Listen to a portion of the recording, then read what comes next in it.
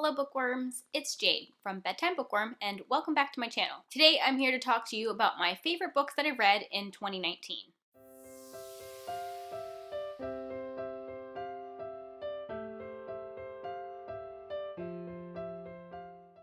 That's right, the time has come to finally talk about my favorites of last year. I definitely have been thinking about this video for a while, and I started brainstorming this list probably a couple weeks before December was over. I had a bit of a conundrum because in the past, in my favorites of the year videos, I have talked about every single 5-star book that I read that year because I really do consider anything that I give a 5-star to be a favorite. It's at least a favorite of the year. Whether or not it'll continue to be a favorite over my lifetime, I think remains to be seen. Sometimes it's just really hard to pick apart what's a favorite for now and a favorite forever, especially when I'm only at the most a year out from having read the books. However, in 2019, I read 24 5-star books, and I just thought that was way too many to talk about in one video. So I decided that this year I would change things up, and instead I'm going to talk about my top 10 favorite books of the year. But before I get into those top 10 books, I do want to go over my other 5 stars just really quickly.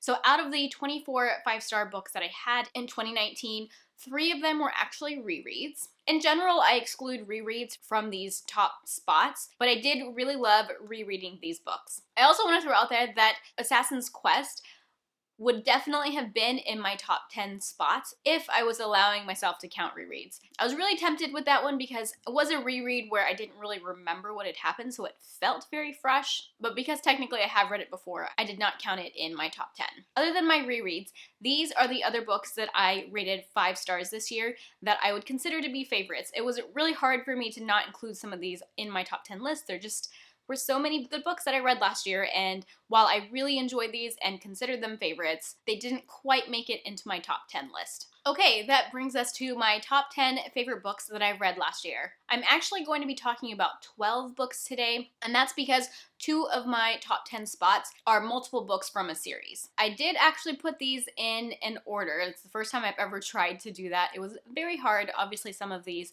come very close to each other, but I did roughly put them in an order from least favorite to most favorite. So starting with my 10th spot on the list, I have The Ruins by Scott Smith. This is an adult horror book. I read a lot of horror last year, some of it good, some of it not so good, and this was definitely one of the good ones. It's about a group of college kids, or couples actually. It's summer break and they go to Mexico on vacation and they meet some new friends there, one of whom's brother has gone missing, and they agree to help their new friend look for their new brother, but end up being stranded at some Mayan ruins. This book was just an absolute blast. It's a survival horror, and the element that they were trying to survive was not what I thought it was when I was going into the book, so that was a really nice surprise. I listened to this book in a matter of 2 or 3 days because I just could not put it down. It was so gripping and so tense. There is a good bit of body horror in this book, just as a warning if body horror is not your thing. But I really enjoy body horror, which is a weird thing to say, but I do. And I thought it was really well done in this book. I had an absolute blast reading it, and it definitely deserves a spot on this list. In 9th spot on my list, I have Gemina and Obsidio by Amy Kaufman and Jay Kristoff. These are the 2nd and 3rd books in a YA sci-fi thriller trilogy. These books are really well known for being mixed media. The story is told through like chat logs, transcription of video surveillance, emails, case files, things like that. I read the first book in this trilogy a couple of years ago, and I had been meaning to finish it up, and so I made it a priority this year to finish this trilogy, and I'm so glad that I did. I had enjoyed the first book. I gave it 4 stars, but I wasn't like over the top in love with it, which is why I waited a couple years to continue on. But now I wish I hadn't waited because I enjoyed these 2 books so much. While I did at times find some of the banter to be a little immature, the characters really grew on me over time, and in each book I found myself emotionally attached to the characters. I really loved the mixed media format, and I especially loved listening to the audiobook while reading at the same time. It was just the coolest experience. The audiobooks are done with a full cast of narrators, so I definitely recommend the audiobooks. But I also don't want you to miss out on the cool format of the physical book. And each book actually even had an element of horror in it, and that's another reason why it was so up my alley. These books were just so much fun, and I'm really glad that I read them last year. Coming in at number 8, we have The Book Thief by Marcus Zuzak. This is an adult or YA, could go either way, World War II historical fiction book. Obviously, I had heard a lot about The Book Thief before picking it up, and it had been on my TBR for a while. I had been putting it off because I knew it was going to make me cry, and boy, did it make me ugly cry. I was so upset with the ending, even though I logically knew that it was coming. I have a very distinct memory of sitting on my couch with the book open in front of me with my big headphones on because I was listening and reading at the same time and just like sobbing on the couch. I really enjoy World War II historical fiction, and I've read a handful of books set during that time period. It is one of my favorite historical time periods to read from. But I still felt like this story was a little different than anything that I had read before, a different perspective. It's told from the point of view of a young child. I think she ranges from 6 to 12 years throughout the course of the book. She's an orphan who has gone to live with an older German couple, and so she observes some of the things that are happening from the German perspective. I really love this book. I haven't read any other Markus Zusak yet, but I'm definitely interested, even though I don't think any of his other books are quite as popular as The Book Thief. I haven't watched the movie yet either, and I definitely want to. But again, I'm putting it off because I know it's just gonna make me cry. I don't usually regret it when a book makes me cry, but it's really hard to psych myself up and get myself to actually pick up a book that I know is sad. Let me know in the comment section if you guys are like that too. Okay, coming in at number 7, I have The Hero of Ages by Brandon Sanderson. This is the third and final book in the Mistborn trilogy. It's an adult high fantasy series. I really enjoyed this whole trilogy, but I read the first 2 books in 2018. Although I can't really say which out of the 3 is my favorite. I'm not really sure. I think probably Hero of Ages just because it made me very emotional. But it might have been the second book because I really love the ending of the second book in the trilogy as well. The ending of this third book was really good too. It broke my heart. I was very upset for a little while after finishing this book. I have very distinct memories of messaging Elle from Elliot Brooks not too long after drying some tears off my face. If you don't know this, I am a very emotional reader and I cry fairly easily. This was just a great finale to the trilogy, and while I didn't love every single thing that happened, there were things that I wish had been handled a little bit differently. I still thoroughly enjoyed my time reading it, and for the most part, it's a really satisfactory conclusion to this trilogy. It was definitely one of my highlights of 2019. Alright, coming in at number 6, we have another horror book, another good one that I read last year. The next book on my list is And the Trees Crept In by Dawn Kurtagich. This is a YA horror book, and while I had been looking forward to reading it, I'd heard some good things, I was not at all prepared for what I got. I loved this book so much, and I could not stop talking about it for weeks after I finished this book. This is about a teenage girl who has to take her younger sister to go live with their estranged aunt that they don't know very well because of issues that are going on with their parents. The only problem is that their Aunt Kath seems to be a little bit off her rocker, but she lives in this really big old house that is just a little creepy. One day, the main character realizes or suspects that the trees surrounding this house are starting to move closer and closer, and she starts to wonder if maybe she's going a little crazy. There is a little element of psychological suspense, I think, because you don't know how reliable of a narrator the main character is. This is another one that I listened to on audiobook, and I just could not stop listening to it because I was completely hooked. The audiobook production on this is fantastic, and it's especially creepy, so if you're looking for a creepy audiobook, I definitely recommend this one. And the narrator, Polly Lee, who is someone that I've listened to before and absolutely enjoyed, but now I'm head over heels for her narration. She did such a good job with this book. She uses some really creepy voices. There's like creaking noises, and they did like a lot of like layering of her voice over itself, and it was an amazing audiobook. Definitely recommend that, but maybe not if you get scared really easily and don't want to be freaked out. The physical book also had some cool formatting things, so that's still a good way to read the book. The book has a little bit of a crazy ending, but I really loved it and I thought it was satisfactory, and I just was head over heels for this book, and I definitely want to check out more books by Dawn Kurtagich in the future. Alright, coming in my 5th spot is a favorite that I just discovered in December, and that book was Nosferatu by Joe Hill. This is another horror book, so again, I have a lot of horror on this list. This is an adult horror book written by Joe Hill, who is the son of Stephen King, if you somehow didn't know that. It was my first Joe Hill, and I'm totally smitten, another author that I need to read more from. The story is about Vic McQueen, and she, as a young child, learns or realizes that she has the uncanny ability to find things that are lost. And there's also the villain storyline of Charlie Manx. He is someone who kidnaps children to take them to Christmas Land. And while that sounds really nice, it's really not a nice place, and children are never the same after going there. While I had been looking forward to this book, I got so much more out of it than I expected. I really connected with the characters,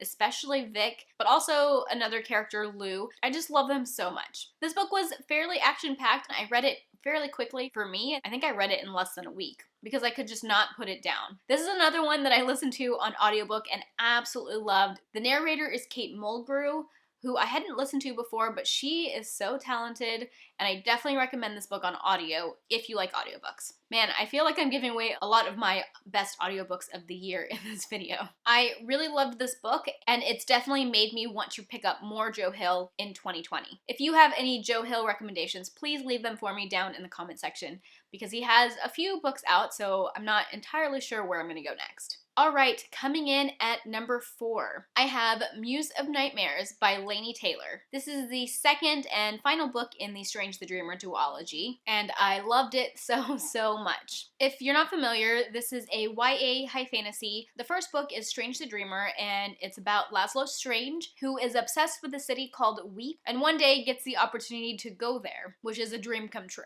One of the things that I loved about this book were the themes that Laini Taylor was tackling. I feel like this book was a lot about war and how good people can make bad decisions when in bad circumstances. It really showed all sides of the conflict of what was going on in this book, and I really like that. I love these characters. I got really emotional reading this book. There's just a lot of tragedy in some of these characters' lives, and I just thought it was a beautiful story. If you haven't read any of Laini Taylor's books before, she does have a very purple prose writing style, and I don't always like that kind of writing because sometimes it can feel a little over the top, but I never feel that way with Laini Taylor. I always feel like her fluffy words actually hold a lot of meaning instead of just being fluffy and sounding pretty. Also, at the end of this book, you see how this duology is sort of tied into her Daughter of Smoke and Bone series, which I have read and also really loved, and I love seeing those connections at the end of this book, and it makes me so excited for anything else that Laini Taylor is going to write. She doesn't have anything announced. I'm sure she's working on something secretly, but I need more books set in this world. Alright guys, we are down to the top 3 spots on my list. It is 4 more books because one of them is a series. And honestly, I don't think any of these are going to be a surprise to people who have been watching me for a while, because these are all books that I feel like when I say, you're going to be like, oh yeah, that makes sense. Coming in at number 3, I have Sorcery of Thorns by Margaret Rogerson. This is a YA high fantasy that totally swept me off my feet. I read this book during the Booktubeathon, or the Reading Rush is the new name of that readathon. At the time, this book was still a fairly new release, and it'd been getting some pretty good buzz, but I went into it with medium expectations just because it was so new, and I didn't know if the hype around the book was real. But by the time I finished the book, I knew that the hype was real, at least for me. This book, while I was reading it, just gave me such a magical feeling inside.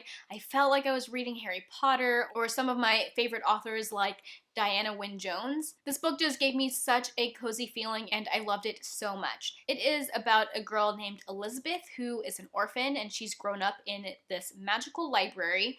All she wants to do is be a warden, who is somebody who protects these magical grimoires that, if are really powerful, can be dangerous to people. Well, one day one of these grimoires escapes from her library, and she's able to defeat this grimoire and protect the town, which sounds great until she is actually accused of being the person who let that dangerous grimoire out in the first place. From there, her story gets tangled with a sorcerer and his demon, and they have to work together to uncover a sinister plot. While some of the plot points in this book were a little predictable, I still had a lot of fun while reading it. I loved these characters and this world so much, and I just had an absolute blast. This book was magical, and I cannot wait to read whatever Margaret Rogerson publishes next. I think I saw on Twitter that she mentioned working on a book with a ghost, and that has me so excited, and I can't wait till she officially announces it. Alright, coming in at my number 2 spot, I have The Priory of the Orange Tree by Samantha Shannon. Both this book and Sorcery of Thorns, I feel like I've been shouting about how much I love them and just telling everybody that they've been my favorite books of the year. This is an adult high fantasy. This is one that had a lot of hype around it when it came out earlier this year, and I read it pretty early after it had come out. So I was excited, but I was trying to have some reservations because I had never read Samantha Shannon before, and I wasn't sure if the hype was too good to be true. And luckily for me, it all worked out, and I loved this book to pieces. I don't even know how to explain what this book is about.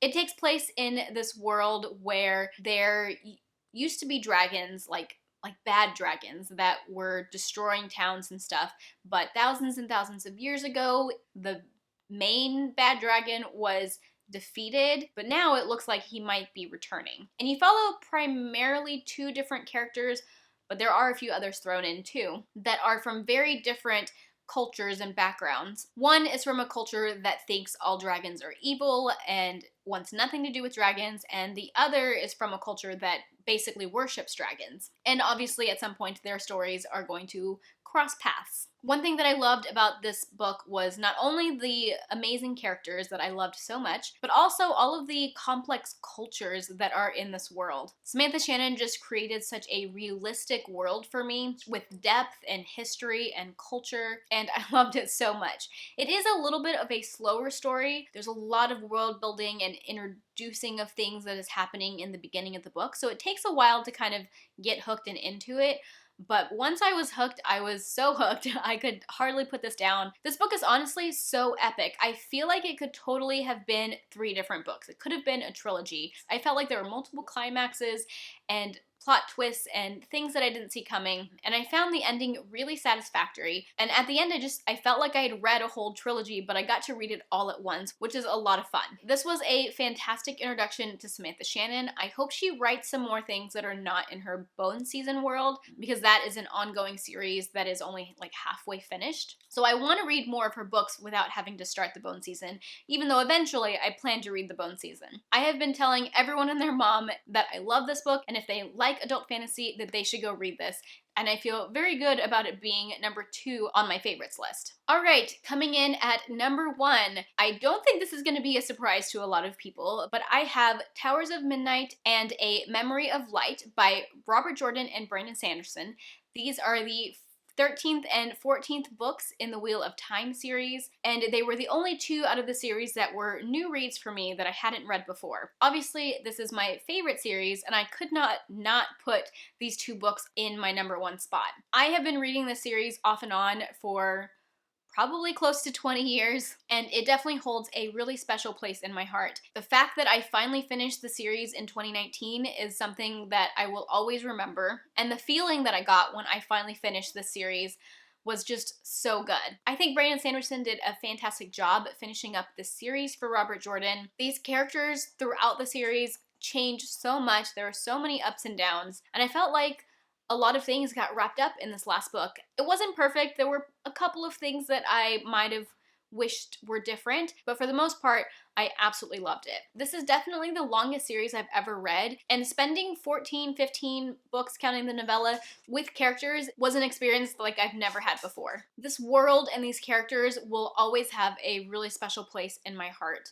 Needless to say, the last book in the series, A Memory of Light, had me in tears for a while. I am so happy I finally finished this series. Now I can enjoy all of the spoilery content that I had to avoid for like 20 years. I love this series so much, and I think it had a really good ending. If you've been considering starting the series, I encourage you to do so, especially with the show coming out later in 2020. I cannot wait for the Amazon series. I already want to reread the series, but after dedicating like a year and a half to reading it, I am taking a little bit of a break, but I am positive that I will be doing another reread in the next few years, because I just love this series that much. Alright guys, there you have it. Those are all of my favorite books from 2019. I'll be sure to link any wrap-ups where I talk about these books down in the description box, especially for those of you who might be interested in more thoughts on my honorable mentions. I hope you guys enjoyed hearing about my favorite books of 2019. I have my worst books of 2019 coming up soon, so stay tuned for that. If you like this video, be sure to give it a thumbs up and subscribe to my channel for more bookish content.